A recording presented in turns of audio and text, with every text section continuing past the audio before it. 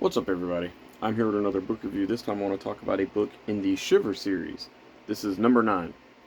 So really quick, I do want to point out that I'm actually officially halfway through the Shivers series, and this is actually past halfway mark. I think there's 36 books in a series, and I am on book, this will be the 19th review. So, pretty cool. Yeah, pretty milestone for the Shivers series, but yeah. Nevertheless, this one here is called The Mystic Spell. Um, I do have a little bit of nostalgia for this book, even though I didn't really get into these books until much later. I didn't know anything about these books when I was a kid. I was at an auction one time, and I bought like a bunch of books that had like some Are You Afraid of the Dark, and it was like a big tote thing. It had like 75 books in there, and it had these and some Are You Afraid of the Dark, and that's the only reason I got them because I was like, oh, I'd never seen those before. And I pulled them out and I looked and I was like, okay, these covers are really cool. And yeah, this book didn't come from that lot, but I do have a little bit of nostalgia for this one. And when I want to say like maybe 8 years ago, 9 years ago, I was collecting and stuff like that. My friends knew that I was collecting books and different things like that. So one of my friend's mom said that, hey, I found something in my shed. Maybe you would like it. And I was like, what is it? And she showed it to me, and it was this book. So I was like, oh, that's pretty cool. And kind of find that fascinating that even now, years later, I share all kind of stories about how I collected books and stuff. And even now, as an adult, I'm finding ways to get these books, and it's pretty fun. The Mystic Spell, I've heard like a lot of good things about it. The story itself follows this kid named Timmy. He starts off with him going to school, and he has a friend named Harold. Timmy also has a crush on a girl named Sally. Harold asks if he wants to go to the carnival, and Timmy kind of thinks back to his last time at the carnival, and he got on a ride and he threw up all over everywhere. And this kid named Hank, who always bullies him, called him the human volcano. So he says that, yeah, I'm probably going to go to the carnival. Anyway. So they get ready to leave, and Harold also asks, hey, do you want to go to the arcade that's down the road? And I have to point out really quick that the arcade is actually mentioned by name. There is a Mortal Kombat game and Street Fighter. Both. At the beginning, they mentioned Mortal Kombat, and at the end, they mentioned Street Fighter, which I loved.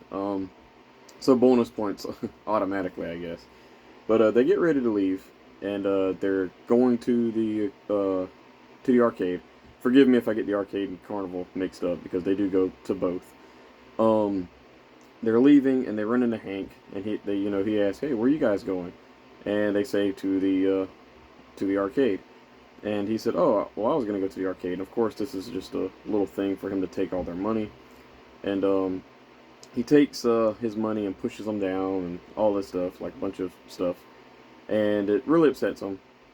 So the next day, I think it is, they go to the carnival, and they go, and they kind of explore a little bit. Timmy ends up exploring on his own, and he runs into this little booth here. And I guess I'll go over the cover art really quick too.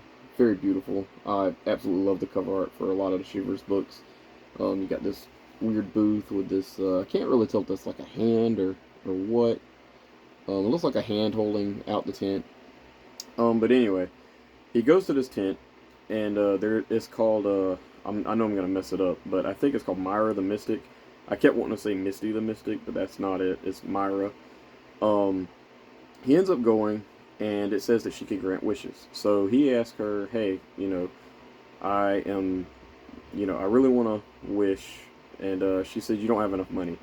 So he says, "I have $15.75 exact. I'll pay you to grant me a wish." And she says, "Okay, that's enough, I guess." So whatever. So she brings him in. She puts oil on him, which is weird. But she says that I'm granting you a wish. What do you wish for? And he says he wants to be stronger than anyone in his class. So he leaves, and he leaves, and he ends up knocking a bunch of stuff over, and she actually kicks him out. So he doesn't leave. So he knocks a bunch of stuff out, all over a table and all that. So she kicks him out. He leaves, and he doesn't feel stronger. So he wants to test, to see how strong he actually is. So his first test, he sees this guy that is broke down, and he's trying to change a tire on his car, and he says, "Hey, I can lift that car for you, help you change the tire." And the guy looks at him like he's crazy, obviously, but he's like, "Yeah, you can try if you want," and he lifts the car up. And he immediately says, he pays him, helps him change the tire, and he's like, "Dude, you can get a job here at this carnival, doing all that." So after this, he decides he's gonna get his revenge on Hank. So he leaves and he runs into he sees Hank playing this game where he like squirts like water guns at this little horse race thing, and he reaches over there and grabs his hand. And he squeezes it really hard, and he gets loose. And him and his friends take off and run after Timmy, and Timmy hides behind this booth, and the kids run in front of him. He jumps on his back and he picks up Hank over his head like a gorilla press. Like if you guys don't know wrestling, just straight up over his head. And he's screaming to put him down. And he says, "You need to apologize to me," and he eventually does. So after this, everybody in school just like thinks Timmy is just great. They hear about all this crazy stuff.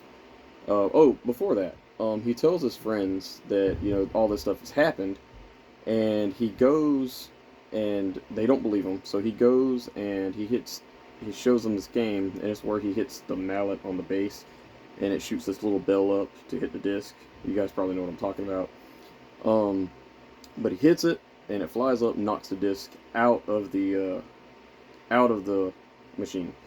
So after this, they go back to school, and everybody thinks that Timmy's just the coolest person ever.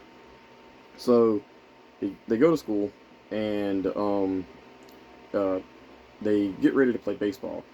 And this is where the book kind of shifts gears a little bit. And they play baseball, or softball actually. But Timmy can't hit the ball for nothing. And then he finally does. He connects, and it goes like out past the fence really far.